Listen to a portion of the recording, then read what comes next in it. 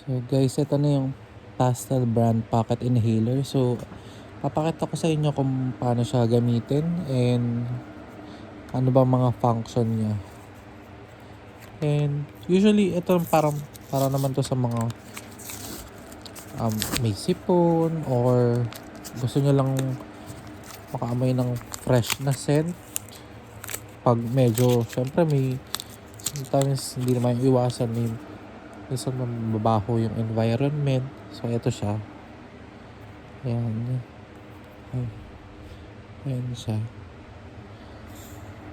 So ganito lang siya. Ayan. Hilahin nyo lang siya tapos ganon. Ayan na. Ito na yung pinaka-inhaler niya.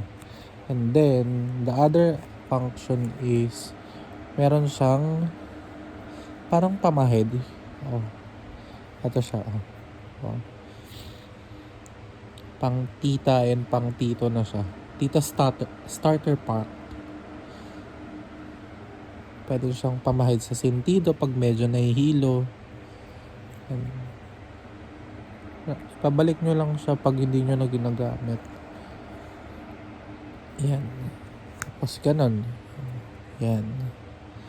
Sobrang handy niya lang and kasyang-kasya sa mga bulsa and maliliit na bags.